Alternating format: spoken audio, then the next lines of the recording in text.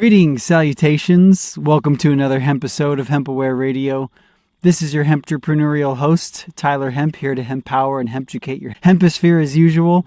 I'm super stoked to have lifelong friends. We originally met back in 2005. This is Denny Finneran. He's one of the original OG hempsters, and I'm super stoked to have you here, buddy. All right. Hey, thanks for considering having the show here in this spot out here in the Sonoran Desert, where I live. It's wonderful. And it's wonderful that you're down here with me now. Yeah, super stoked to be here. My intention for this hemp episode is to not only talk about Denny's history, what he's done for the industry, talk a little bit about the plants behind us, and maybe even some current events like the latest legislation around industrial hemp. Don't get me started. What that means.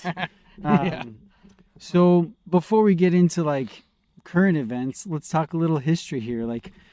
What are your roots, man? What was it that led you up to cannabis and open up this whole world of creating Crucial Hemp and distributing hemp and cannabis products over these years? Well, coming to planet Earth through my parents, that was number one, I guess. So I was born in Chicago to really loving, great parents.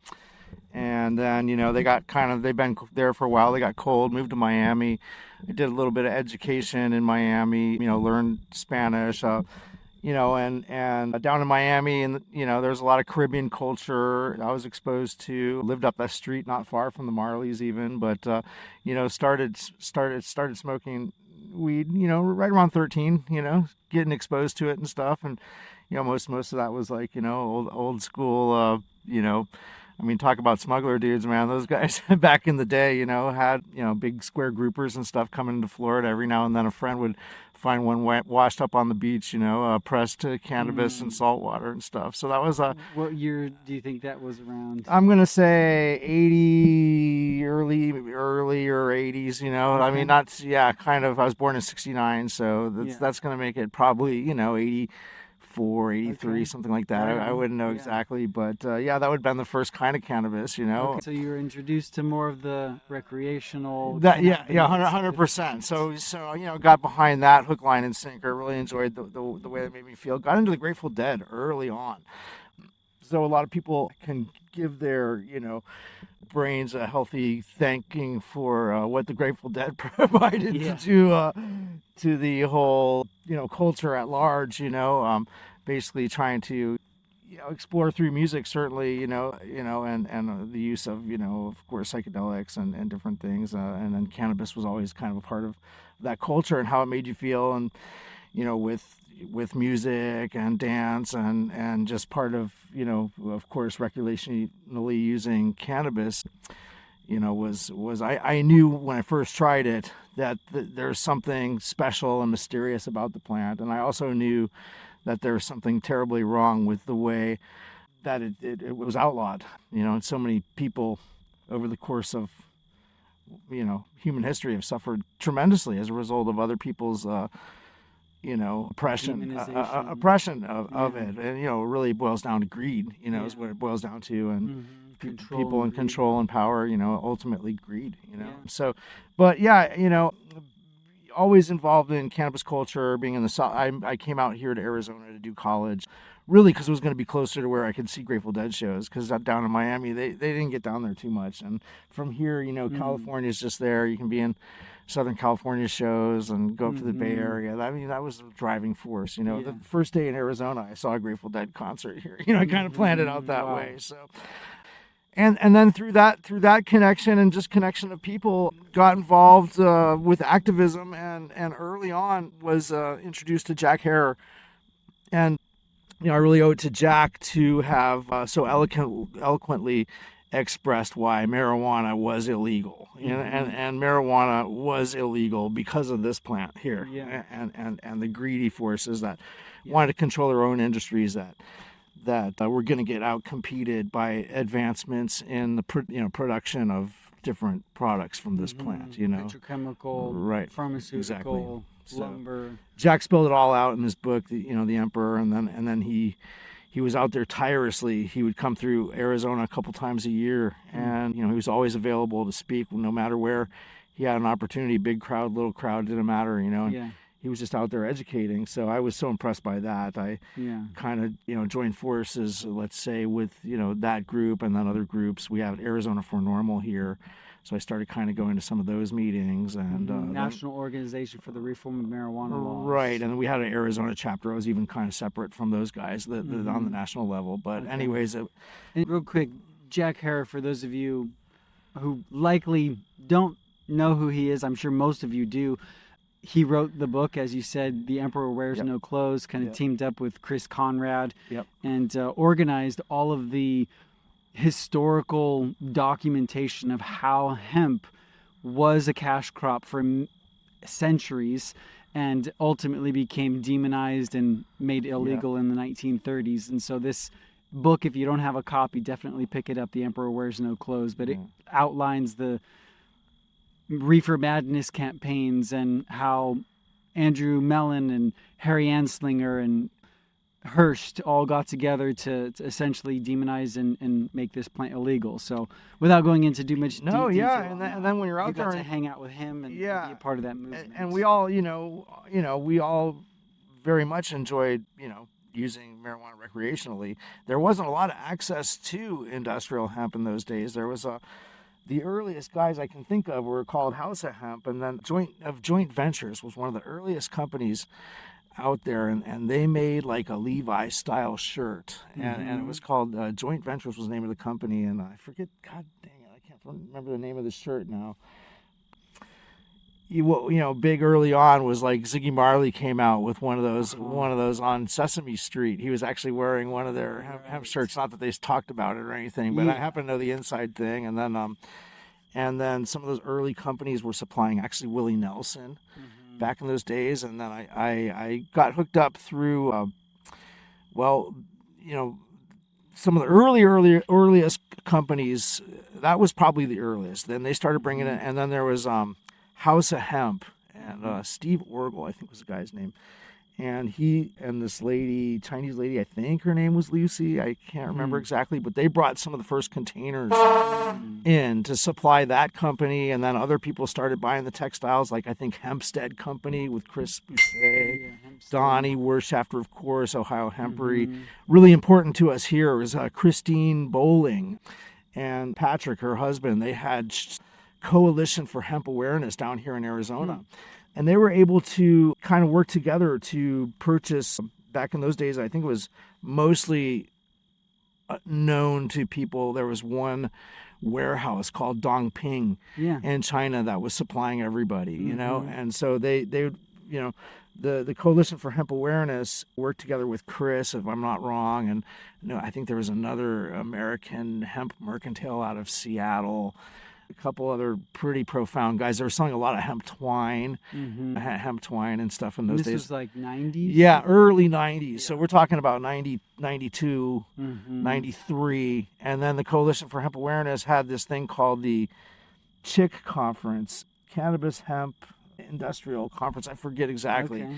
But we formed, luckily I found out everybody was meeting, and in those days those guys were collaborating on containers and stuff, but they really just wanted to talk about what was happening. Was hemp was starting to get to be hot. People were starting to notice this thing, hemp fabric, and of course hemp twine. Everybody wanted to do bracelets back in those days. Yeah, exactly.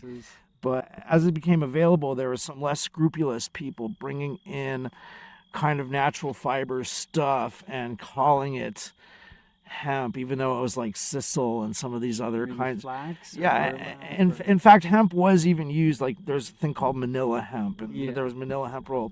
I don't know if that's sisal or true. It's not true hemp. So then we, got together to. It was like kind of like an industry. What do you call? Movement. A movement to help regulate our own fabrics. So I actually was the first person to take over the testing for testing, getting a HIA, Hemp Industries Association certified. And not many people did it because it was like we were sending our textile samples into the Fashion Institute of Technology. There was a guy named Owen Circus that was an old-timey guy in the like a high-level professor at the Fashion Institute of Technology in New York City. Yeah. And he was a big proponent of cutting down on all the petrochemical waste in the industry, because he had lived a long life in the industry and he knew the impacts that the clothing industry is having on our planet. Right now, it's kind of devastating where all these clothes are winding up, and mostly on the shores of Africa, which is also referred to as fast fashion. Yeah, right? in the form of goodwill. It's horrible. Like Africa, holy smokes, is being exploited big time by people and in other parts of the world, and it's kind of part of the great game now. But we're kind of leaving them with a lot of our crap. Unfortunately, So you started out with the cannabinoid side, got into more like consciousness expansion, psychedelics. You moved out to Arizona. You met Jack. Yeah. So I started a hemp company. Raising I skipped ahead there. I started a hemp clothing company, basically, because we could get, it was Crucial Creations cannabis clothing, a little bit of a tongue twister, and then kind of simplifies it to Crucial Hemp and CCC. It was I don't know, we were trying to be too clever, so we brought it back to Crucial Hemp, which is a little more street and a little cooler. So I once went down that path.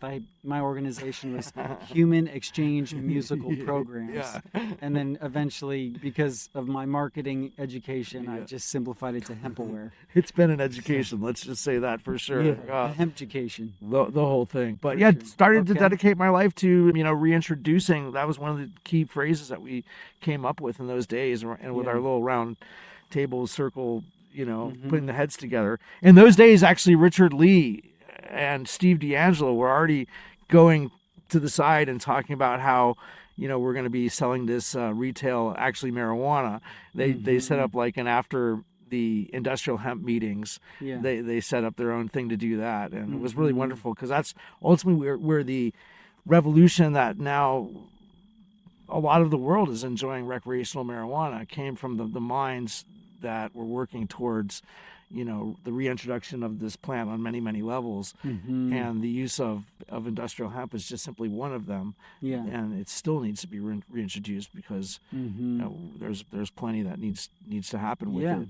What would you say are some of the biggest misconceptions about this plant that are still circulating in human consciousness? Well, I mean, there's so many, like in human consciousness, especially conservative places, conservative countries, where people haven't had the exposure to the recreational or religious use of it. The phobia around it is unfounded, especially when so much of the world accepts recreational alcohol, and their apples and oranges are completely different. But the fact that we as a human race are willing to accept that there's such thing as a recreational use of alcohol, then by all means there needs to be a recreational use of cannabis, because of if it's about human health, we can see alcohol being much more detrimental to human health than cannabis, and that's proven easily been documented and proven over and over and over again. So far more liver damage and So somebody's up to no good still, and they don't have our best interests in mind when they want to prohibit this plant, at all on any level, and that brings us to what's been currently happening, and what's been happening is, millions of human beings collectively have spent millions of years in prison for this thing, which is, the biggest tragedy of humanity, really. So this needs to be addressed. I mean, people have lost their lives and other places for this, just in the judicial system. So, it's Jack always said that he would fight until his 80s. I don't know if it was 81, 82, but him and his buddy Ed, that they had this smoke shop in Venice, and they came up with the whole concept of trying to expose this thing, and he had a show called Time for Hemp, I think. Is that what it is? So, it was Captain Ed. Captain Ed, Captain Ed. So those guys had made a vow to stick with it until sometime in their 80s, and then they'd be able to retire. So there's still a lot of work to do, and I feel like I could kind of try to sign up for that program too. So I want to reintroduce this. I just had a party here actually where people could come and see and walk around this, and people that I don't know, but it's kind of an open invitation through my Instagram account, which is some people thought that was a little nuts, but I mean, hey, people need to see this. one of the most healing things about this plant is being with the plant as its living entity, and you know, experiencing the different the different terpenes and the different just vibration that the plant gives off is amazing. I mean, this is amazing. And then, you know, it just wants to share with us right here. I can't think that some of these chemical compounds are just interacting with us as we just kind of chill here, you know. It's so interesting that our cannabinoid system, we have an internal system that was named after this plant. Right. Most people don't know that. Right. And the word cannabis, the origin of it is canna as in canine, bis as in two. Shout out to 2-Star Dog. Yeah. Anyways. And so some say the Dogon tribe in Africa claims that the cannabis plant originally comes from the 2-star system from Canis Major, which is Sirius. Yes. Sirius has a 2-star system, so the cannabis plant, the 2-dog plant, comes from the 2-dog star in the constellation Canis Major. And the word cannabinoid is a conjugation of cannabin, as in cannabis, and oid, which is a Greek word oidos, which means wisdom. Okay. So it's like these wisdom molecules that go into our system and literally affect every system, the major systems of the body, the immune system, the skeletal system, the nervous system, like, you know, the brain, the blood, like it can infuse and affect and bring wisdom to the cells for the whole body. So it's so fascinating that we have an internal system named after this plant. Right. So before we get into this specific field here, I want to ask you a little bit more about like hemp itself, the benefits, the value. Like, what do you think of all the uses from food, shelter, clothing, energy, plastics, medicine, fuel? What do you feel like is the one thing, if all of humanity could grasp the importance of this plant for one benefit or use, what do you think that would be? Well, the coolest use I heard, and I'm like a layperson, I'm not very scientific, and so it's hard for me to really explain what these guys are, or at least were doing at one point. It's definitely one of the neatest things I've heard about. Is it the best? I don't know. Can I go for two things that I think are great? Right? Okay. Yeah. I mean, there's so many great things. I mean, thousands and thousands upon thousands of uses. Currently, it's being used for thousands of things. I mean, it's being used for mannequins. You know what I mean? Yeah. Actually, they need hemp to build a mannequin. Go figure. No. What I think is the coolest that I heard about was there's a rare earth mineral called graphene. And graphene apparently is used in, I'm going to start using terms I don't understand. I hate doing that. But apparently in the supercapacitor phase of storing energy in a battery on a molecular level, there's a substance called graphene where the electrons are able to be stored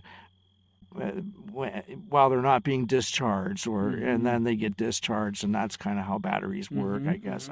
I don't really totally understand it, but graphene is a thing that they use, and it's very, very, very, very expensive, and it's caused a lot of destruction to mine it, apparently.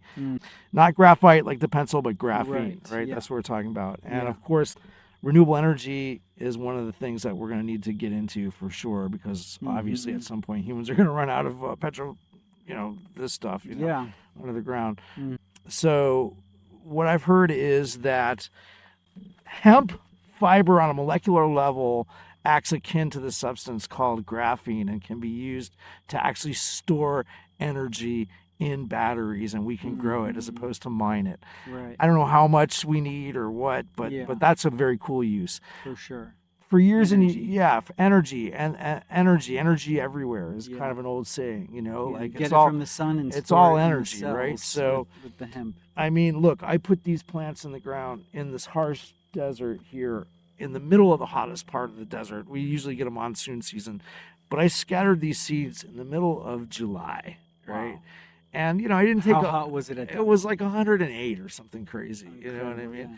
But I scattered them around. I didn't put a lot of energy into it, but the plants gave us a lot of energy, which is amazing. And pretty short amount of time. I think we're just a few months after that now, so it's ready to harvest. It's given us all the seed, all the stuff. But so what's the second thing? Biomass, right? Hemp is a biomass. Like if we were growing this, now there's all this research been done. It takes less than cotton for fiber, all that, as far as water and nutrients and all this stuff. I mean, that's all semi-debatable until we really get really down with it and do a lot more studies, because it hasn't been able to be studied for so long. So now we really need to do all that and figure out what's what. But there's certain parts of the country that are super suited to having a lot of this stuff, right? And there's a technique for making electricity called pyrolysis, where you use wood gas. In fact, there's all these plans, and then during World War II, all European countries were using wood gas, even for their motor vehicles and every other thing. So simply by using wood gas, we are actually making biochar. We're sequestering carbon while we're burning wood gas, right? And we're able to extract the energy that's being digested from the molecular decomposition of this crop that we could be growing, and then we could be using it to spin the wheel, as they say, to make electricity for our homes. So I think that's an interesting thing to think about. Yeah, I've asked that question to many hempsters over the years, and no one has said those two things. And what I love about what you're describing is they're both energy related. Well, we see how much energy we use. I use a ton, you know what I mean? Myself personally. Yeah. So if we could be using plants and the sun and working with these plants to make energy for our needs, I mean, that's pretty huge, The rest of it is great, let's make clothing and phytoremediation. Let's smoke the stuff and have fun, all that. It's great, what I mean? That's awesome. Okay, so to get into kind of what you're doing these days, like you had Crucial Hemp, you had multiple projects over the years. You've been an incredible cannabis farmer and traveled the world growing cannabis all over. Yes. Like lately, what is it that you've been focused on that's really important to you? Education of the local community here and getting people involved and being with it. And so this crop is almost like a demonstration thing, and I'm the director of the thing, and for me to be able to have people come here, see this, and do it is wonderful. I'm also, at the same time, taking these all the way to seed. It's a variety from southern China, and it may or may not be the thing that's going to be, carried on here in the desert, So in other words, the genetics may or may not be suited for this climate. Yeah, so we're trying to find out about all that kind of stuff, and now with the whole cannabinoid crisis and the the hemp bill, the hemp farm bill, and all that, the redefinition of it. Yeah. It's probably I bet you even like the most benign fiber crop is probably going to wind up testing hot. I mean, I have no way of knowing that until it actually goes in front of the labs and stuff. But I mean, chances are when you look at this, it's full of resin. And if there was ever a benign inbred line that's inbred for fiber, not trying to consider cannabinoid use, this is 100% about fiber use, you would think that it shouldn't have a lot of psychoactive THC, but are there ways of actually controlling THC levels when plants are in the field, or is it pretty much the genetics are going I could have cut all this down before it went to flower. Okay. But as soon as the flowers start to happen, that they build up resin no matter what variety it is. It could be fiber, it could be whatever, and then those resins are full of some kind of cannabinoids. That's just kind of how it goes, right. And there's no like, again, but you still have to produce the seeds, even if you want to grow a fiber crop that in fact the finest quality Italian textiles were made from very densely planted crops, not grown very tall, and that were not in flower. That's the finest textile because grade. The older the fiber gets, you have these branches, and the branches, every time you get a branch like this, you have like what's a slub in the textile and stuff, you know what I mean? So you want it really close together. Yeah. Like way more dense than this, and not as tall and not gone into flower. If you were to extrapolate how many seeds per acre you planted here, I know it's not a full acre. 1 million. you would do 1 million seeds an acre or more. Yeah. You know what I mean? Which is probably like maybe 50 to 75 pounds. You're right. Yeah, acre, 50 is recommended. And with this desert, you're going to lose a lot just because it's so harsh. That's what's kind of cool about this experiment is whatever seeds we collect from here are from the surviving plants that dealt with a pretty harsh situation. So, so they're gonna have those... I'm not going to run out and say by any means I'm any kind of breeder, but as far as producing seeds that are potentially going to be better for this environment, potentially, what I mean? I know it takes generations for real, but at the same time, we're headed in that direction with this, on a certain level, Right. But I'm interested maybe to see how fresh flowers do in a beer.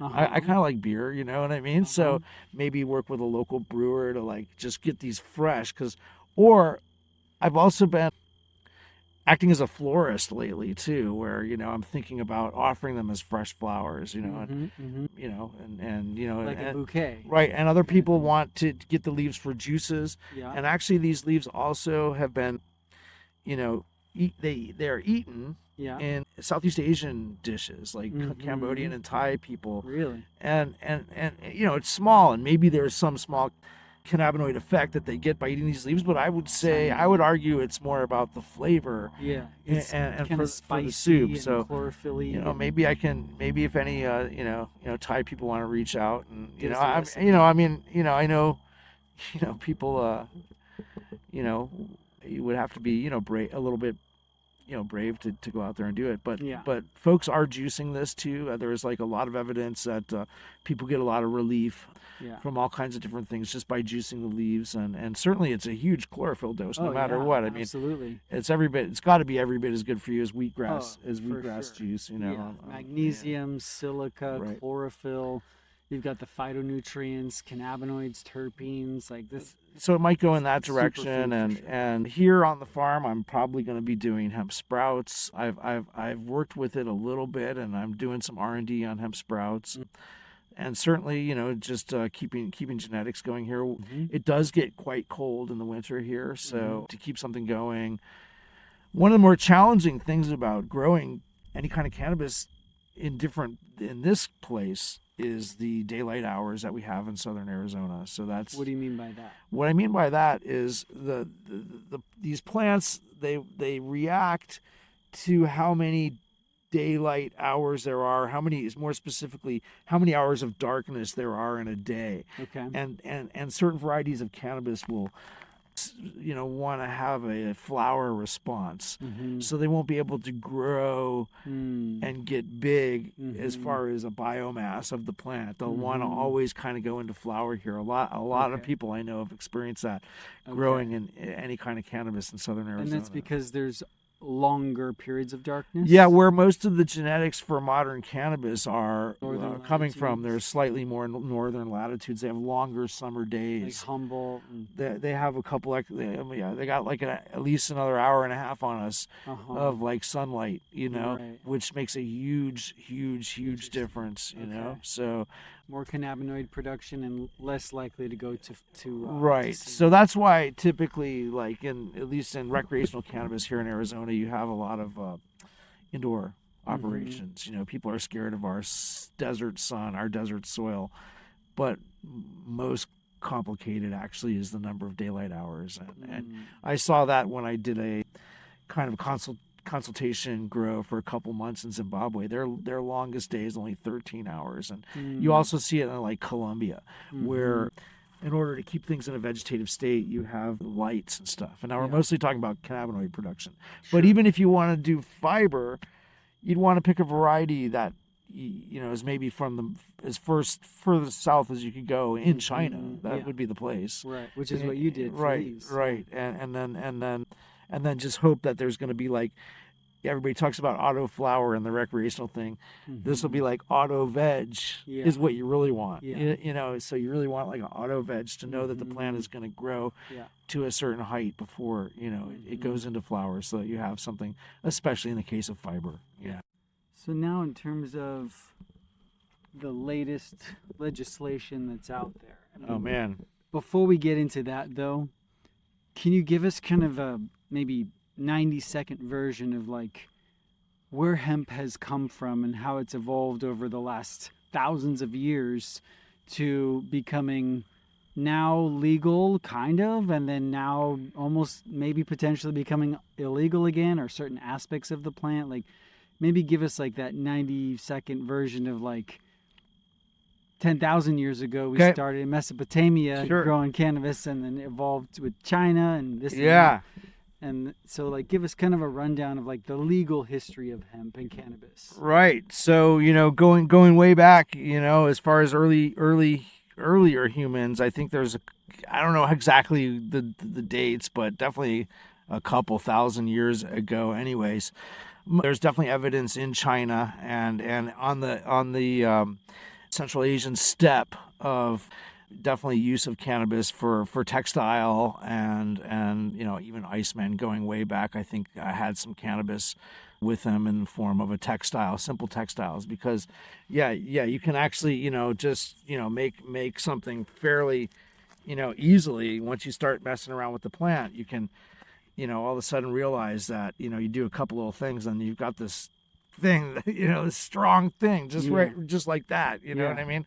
So right now you can see how this would be very useful when you're out hunting and gathering and stuff, to carry stuff around. I mean, I got my handbag here, So it goes way back for clothing and for carrying stuff around. And then there's definitely evidence of using the flower tops for different things. There's clearly evidence, and I think it's somewhere in Central Asia, a Scythian culture. They kind of like to do what's similar to Mexican Temazcal or the Indian sweat lodge thing, where they put herbs on stones, and there's clear 100% clear evidence of that. And then when one of the earliest ways human beings would have interacted with this plant right here, right? These are full of seeds, so you're walking around, all of a sudden, you got a snack right here, and then at some point somebody probably, kind of got their hands sticky, and then maybe started licking and tasting the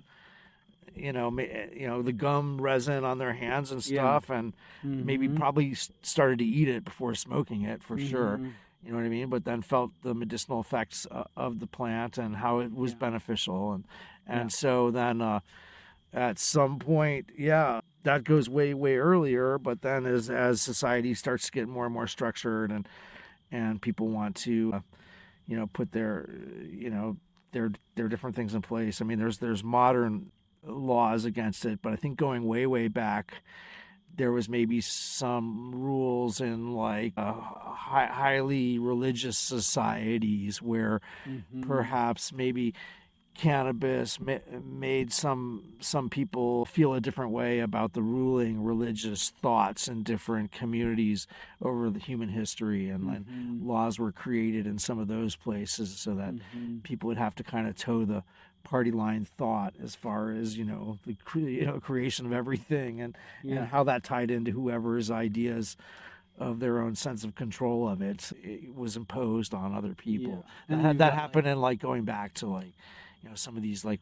heavy Christian or Roman Catholic societies, and even like prior to that, like Hindu culture, right? Isn't it said that Shiva like Right. Burns out the ganja. So 100%, right? Like if we're going to talk about religious cannabis, I know a bunch about it. There is a holy river in India called the Ganges or the Ganga. This is the plant that is put on the banks of the Ganges, and it was there. One of the great gods, God is all one, of course, but then breaks off into a lot of different things in ancient Indian thought, And one of the stories about one of these aspects of God is that this plant was put here on the banks of the Ganga for human beings to use to help feel closer to the feeling of being connected with the creator of everything. So that to this day is respected in extreme religious culture in India to this day. While marijuana use is illegal in most of India, maybe there's some places that have it for medicine, but it is actually for fiber now in certain places in India. But religiously, it's always been somewhat accepted, mostly in the north of India. And it's used, in religious ceremonies and in the east of India too, for pujas, for the bang shops, of course, for drinking bang, which was a drinking preparation from cannabis. But in the actual pujas, they don't necessarily even use it themselves, but they'll offer it to Lord Ganesh, I think, in like Orissa state and some of those places, who's Shiva's son. But certainly when you see one of these North Indian sadhus, typically the holy people in India, there are a caste that do use it, and they use it quite a lot. And the chillums, and the chillums, and there's the smoking. gurus. Yep, and so and it's disrespectful not to take a hit. So and I've actually gone many times to the biggest cannabis consumption event on earth, which is the Mahakumbh Mela in India, where there's 600 million people that come to pray and take a holy dip on the confluence of a few different holy rivers that are coming out of India, one of which is the Ganga. And so using Ganga and Ganja at the Mahakumbh Mela is kind of a part of it, let's say. And so if I'm not mistaken, in I think it's Sanskrit, but whatever the origin of the word ganja, it translates, the ganj I think means tension, and ganja means tension released. Okay. Yeah.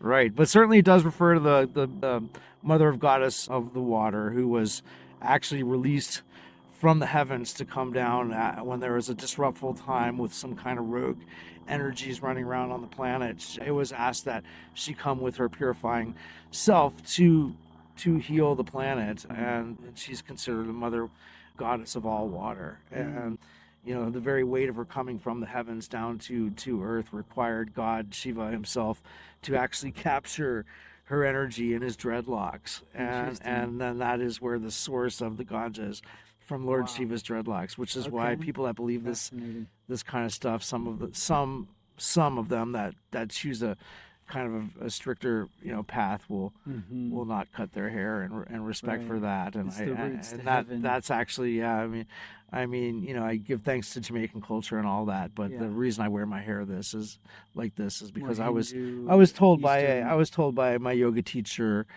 who was a Shiva devotee follower, that it'd be best if I didn't cut my hair. Not that I'm even that fervent practicer or that nuts about it, but I'm nuts enough to go out. I'm nuts enough to go out to India every 12 years and take a dip when the planets align in a certain way, and that just happened in March. So I was really blessed to run out there for that.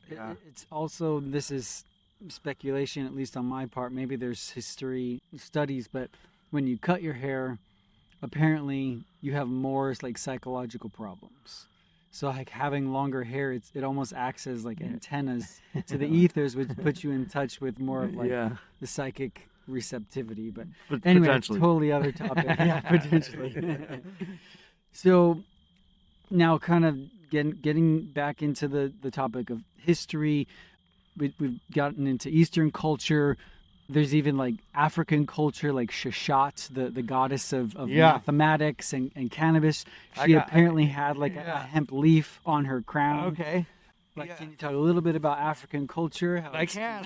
I mean, jack of all trades here when it comes to cannabis, but lifeline of experience there with, I was hired to do a job in Zimbabwe, and so I went out there to set up something basically from scratch to get cannabis to happen there. With their new laws, the government was really excited about people coming and investing in cannabis. They were kind of fed the line that this is going to be the billions for you guys, and you know what I mean, and mostly by recreational cannabinoid people went there and kind of led the government a bit astray on what the expectations were. But some of these companies were getting set up, and there was a lot of money being thrown in, especially through like Canada. When Canada went legal, there was all this money to spend on all these crazy projects all over the world, and so I was I'm so into the plant. I love it so much. When somebody offered to pay me to go to Zimbabwe to grow cannabis, I couldn't believe that I wasn't going to have to pay. Right. You know what I mean? Because it was like, wow. Yeah. You mean you're going to pay me to do that? That's something.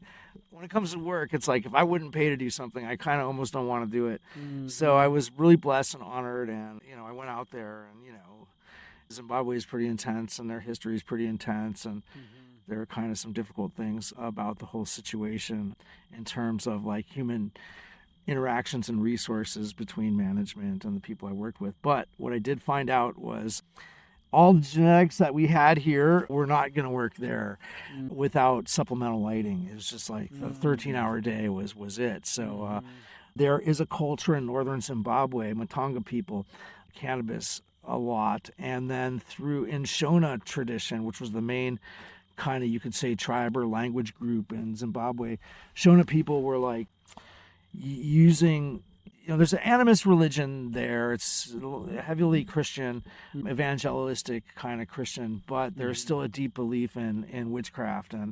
And so, witch doctors and witches and whatnot will use plant compounds for their different healing techniques or different incantations. They'll use these different things.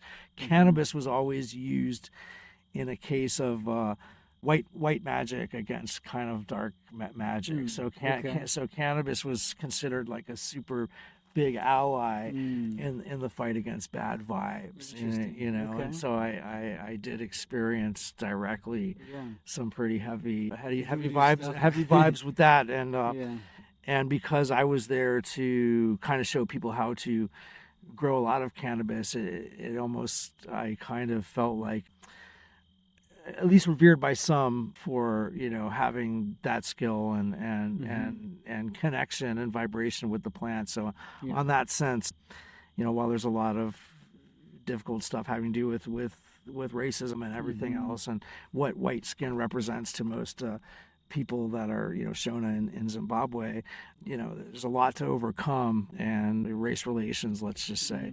But saying thank you and hello and would you please, and when you're asking somebody to do something, came off as being helpful.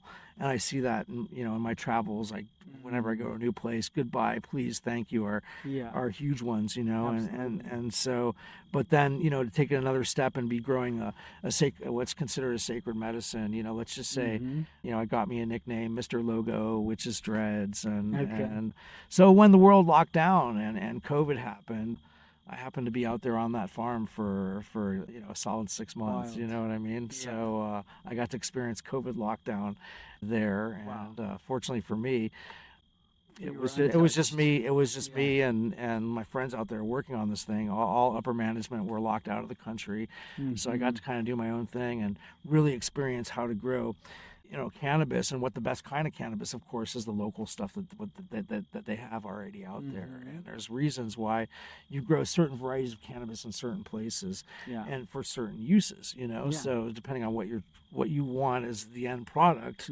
there's varieties that are really important, in the case of Zimbabwe, we've all seen the National Geographic termite mounds that are, as big as somebody's house. And that is the case. And you figure if they can munch on that, 100-foot tree over there, it can definitely make quick work of your plants. You know what I mean? Yeah. And interestingly enough, some of the local genetics weren't doing that, Interesting.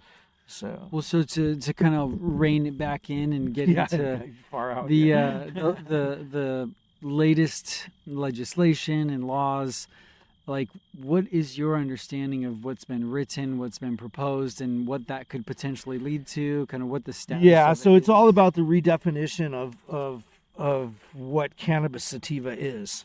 Cannabis sativa, and then what is going to be allowed to be called hemp.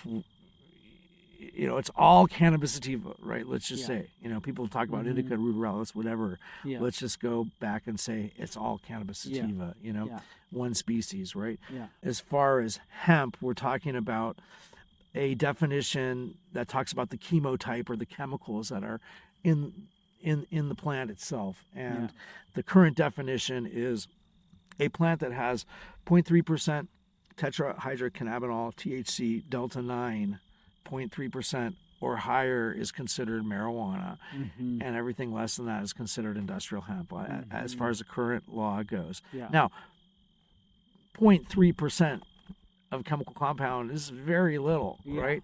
There's a lot of confusion because the plant doesn't actually produce delta-9 THC. It produces tetrahydrocannabinolic acid, right? THCA. Which needs to get heated in order to become delta-9 THC, right? And become psychoactive, right? So right away, it took a couple years for people to figure this out when hemp first became legal and these definitions were carried over from European laws, is where these laws were first, came into effect for European grain crop and European fiber crops and stuff. So that was the legal cannabis under the EU rules. We kind of adapted that. But do you want to switch spots so the sun's on your other side of your face? Am I getting burned? Just in case. Okay, so we adopted the EU kind of definitions. Yeah. But what people figured out quickly, that it took a little while, that all cannabis doesn't mostly produce delta-9, right? So then some people meant that in their minds and in some legal opinions' minds, made all of marijuana legal, essentially, So you said legal. Legal, yeah. So because it didn't. If you tested it, the THC level was below. And then when it comes to the ag departments and stuff, they're only concerned with growing it. They're not really concerned with the sales of it so much. I mean, outside of a few rules or whatever, there's pretty much they don't regulate what gets smoked in the smoke shop, what gets sold in the gas stations and stuff. So all of a sudden, cannabis that was being grown on hemp farms, the licensed hemp farms, all of a sudden started showing up in intoxicating products and smoke shops and stuff. But so the problem is that it doesn't even. The problem is it's illegal in the first place. That's the problem, right? Because so what? If these things are for sale, maybe perhaps they shouldn't be sold to children or something. You know what I mean? It's kind of my opinion. Of course. You know what I mean? And as far as who grows it and how it's grown and all that, as long as you're selling a good, clean product, this isn't poisonous. You know what I mean? Yeah. By all means, it should be available. And so, maybe that's a radical opinion or whatever. But grow it nice and have it available for sale anywhere. Right. I mean, you grow poppy seeds. I mean, you grow cotton, tomatoes. Like it is an agricultural crop. Right. What you do with it's one thing, and certainly regulating the psychoactive components is necessary. Like we don't want this getting into the hands of.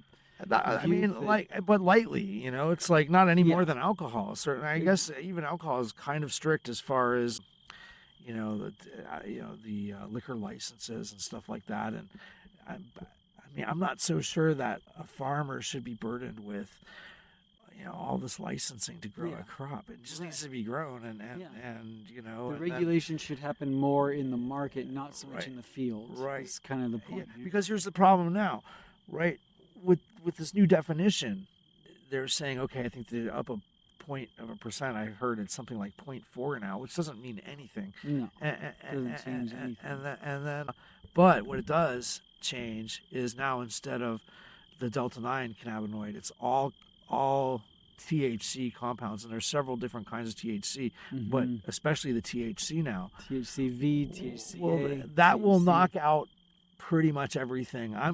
I'm guessing that, I could be wrong, that these plants that were only supposed to be fiber plants would be illegal. I'm guessing that because of the resins that are building up on these seed pods, it's possible that now this would be illegal, which is absolutely criminal ridiculous. Now, so many people have gotten relief from a CBD chemical compound.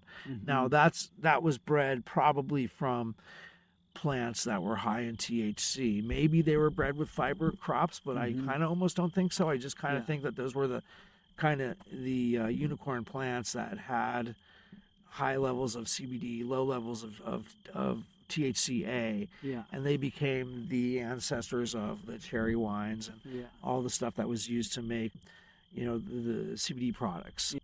and now all those they won't make it, and then the products being made from them for sure won't make it either, because what they're talking about is container amounts. Like you can only have 0.4 in a whole container, so there's no plants out there that are going to keep the levels that low. The only thing you can't grow them. That's the problem, right? So it's not natural.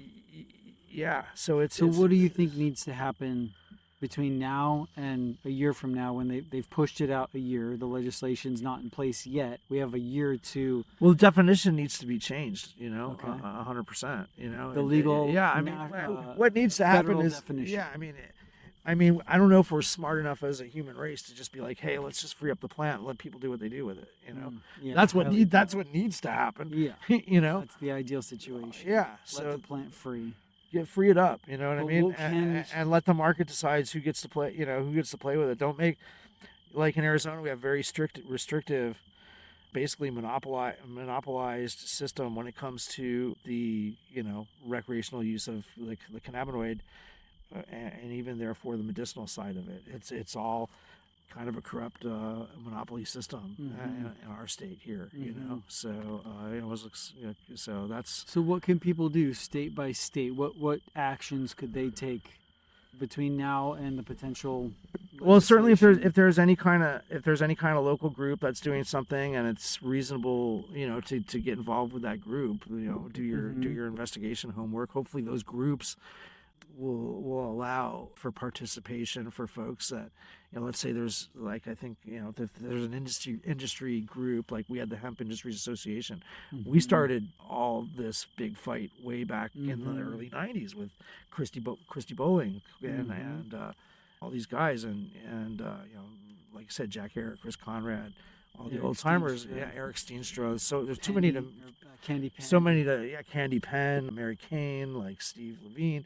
So many people. It's way too many to mention. Richard Lee, of course. Steve D'Angelo, of course. All these guys, And the Bronners, of course. The Bronners, later when they came through, and all certainly putting their money where their mouth was, and we fought the DEA for hemp food. Right, we like they weren't going to let us have this grain here, right? These grains to eat, right? They weren't going to let us have this, and we got this freed up. It still needed to come from Canada. Unbelievable, right? But and the reason we had it available to us is because you could smash the shell off and just get the nut out of it, right? This was called the hemp heart or the hemp nut, I guess that was a trademark term with some controversy, but the hemp heart is here, and there was a machine to crack the hole off, because one of the rules with industrial hemp was you can bring the seed meals and stuff, but you can't bring the viable seed, because then you can grow it. So and you could import every product legally, but before before the hemp heart. Actually, interestingly enough, you could go to a lot of feed stores and get hemp that was coming in from different countries, but there was the DEA would watch the shipment go to a steam they would steam distillation, or they would run it through some kind of steam thing and kill the germination possibility of these seeds. So when this food came through, we had to fight for the right to use this Canadian product in our food. And now I don't know, there's a big industry obviously, and you can go to Whole Foods and get all kinds of hemp products, but we actually had to fight for that. And I personally did a lot of work to make that happen along with David and Eric especially. John Rulak I think was a big part of that. So I mean, those guys way more, kind of every day able to articulate it better than me. But certainly all of us in the Hemp Industries Association work together on that. Absolutely. So to kind of come full circle and wrap up the hemp episode, and thank you so much for being a huge part of this movement. What if you were to share a message with every human being on the planet? You could whisper into their ear one thing about hemp or anything that you would want them to know. What would that message be that you would want them to hear? I mean, beyond hemp and everything, we're all human beings, man, on this planet, and just try to feel, a peace with the creator of everything, and realize that, you are loved. The universe is out there, created you, and do the best you can to do your duty on this earth and your service, and not be attached really too much to the fruits of it, and just kind of do and live together and try. Part of that is being peaceful with one another. So I would say that this planet has enough resources for everybody. Hemp is a big part of giving us so many resources: food, fiber, fuel, medicine, recreation. So keep informed with all that hemp is and all that hemp could be for you, and do what you can to keep it freed up, and just again help keep peace in your life with whatever it takes for you to do that. Absolutely. That's Beautiful. It. Yeah. Thank you, bro. Appreciate you. How can people find you? Where can they go online? Hire so I have Crucial Organics.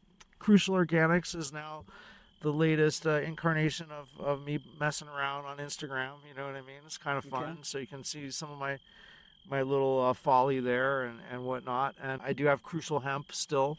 Okay. So I may do a relaunch of some textile stuff, but for the time being, we just have our CBD line. It's a full spectrum extract, which probably wouldn't make it in the new law. Because of the amount of THC that's in it. Even though overall weight per gram is less than 0.3% THC anything, it's still, by the time you have a bottle full of it, it's going to be enough to be an illegal product. Right. So, crazy. So Crucial Hemp. Crucial Hemp. Organic. Crucial Organics AZ is the Instagram, and I also have a website, Crucial Organics. And if people want to hire you for consultations, farming, like I say, cannabis, I'll travel. I'll definitely travel. So I'm happy to do projects. I'm kind of done a lot of these things where there's nothing there, and we go in and we set up a viable project with as limited inputs as possible, or local inputs is kind of a specialty. I like finding local inputs and trying to do things naturally and inexpensively. Exactly. So right on. Yeah. Thanks everyone for tuning in to another hemp episode of HempAware Radio. We'll see you on the next one. Peace out. All right. Cool. All right.